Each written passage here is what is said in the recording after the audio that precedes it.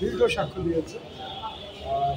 আপনারা জানেন মিডিয়ার মানুষেরা যে গত 18 বছর ধরে আমি বাংলাদেশের যে সার্বিক রাজনৈতিক অবস্থা সেটাকে তুলে ধরার চেষ্টা করেছি, সততার সাথে লেখার মাধ্যমে করেছি, আমার বক্তব্যের মাধ্যমে করেছি।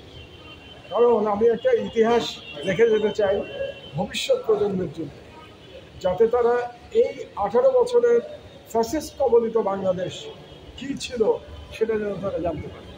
এবং আজকে আমি মনে করেছি যে আমার সাক্ষ্য দেওয়াটা জরুরি এই কারণে, যাতে করে আমি একজন নাগরিক হিসেবে, বাংলাদেশের নাগরিক হিসেবে আমার দায়িত্ব পালন করতে পারি। এবং এই যে বিচার হচ্ছে, একটা বাংলাদেশের একটা নিকৃষ্টতম ফ্যাসিস্ট সরকারের বিচার হচ্ছে, ফ্যাসিস্ট শাসকের বিচার হচ্ছে, এই বিচারে নাগরিকের দায়িত্বটা আমি যেন পালন করতে পারি। আর আপনারা জানেন আমার অনেকগুলো পরিচয় আছে।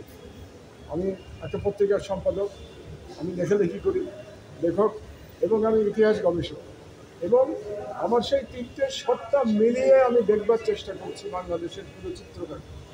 এবং বাংলাদেশের এই যে গত 15 বছরের মানুষের প্রতি অবিশ্বাস্য জুলুম, মানবতা বিরোধী অপরাধ, এগুলো আমি সহায়তা করতে চেয়েছি, বিচার বিভাগকে সহায়তা করতে চেয়েছি, যাতে করে বিচার বিভাগ একটা ন্যায় বিচার করতে পারে। আমরা এর আগেও দেখেছি যে বিচারের নামে অবিচার হয়েছে এবং সেটা নিয়ে বিতর্ক তৈরি হয়েছে। যাতে করে এইবার কোনো বিতর্ক না থাকে, সত্যিকার অর্থে ন্যায় বিচার প্রতিষ্ঠা হয়।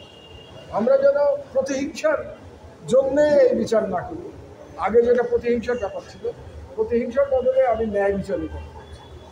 আপনাদেরকে একটা ছোট্ট উদাহরণ দিই।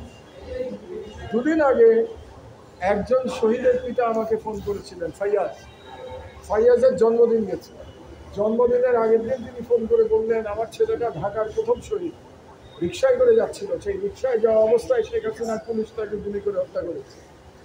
সেই ভদ্রলোক পিতা আমাকে বললেন, আপনার পত্রিকায় যদি একটু নিউজটা ছাপান যে আমার ছেলের জন্মদিন কালকে, আর সে যদি আজকে জীবিত থাকতো, আমার একমাত্র ছেলে, তার জন্মদিন অনুষ্ঠান আমি পালন করতাম, বলে ভদ্রলোক কেঁদে দিলেন।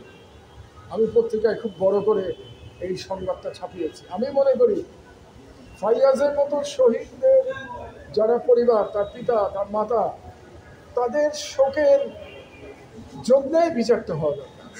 তারা যে দেশের জন্য জীবন দিল, তাদের সান্ত্বনার জন্য বিচারটা হওয়া দরকার। কিন্তু আবারও বলি আমি, ন্যায় বিচার হওয়া দরকার।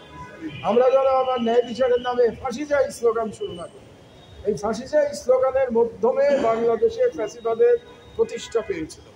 আমরা যেন ওই ভুল না করি। আমরা যেন সকলে বলি যে আমরা ন্যায় বিচার চাই, এবং আমরা যেন বলি আর কখনো কোনো ফ্যাসিবাদ বাংলাদেশে ফিরে আসতে না পারে। এবং যদি না ফিরে আসে, এবং এটা যদি আমরা নিশ্চিত করতে চাই, তাহলে অবশ্যই আমাদেরকে ন্যায় বিচার করতে হবে। আপনি কোয়ালিশন অফ ফিয়ার্স বইয়ের উদ্ধৃতি করেছেন, সেখানে কি বলতে চেয়েছেন?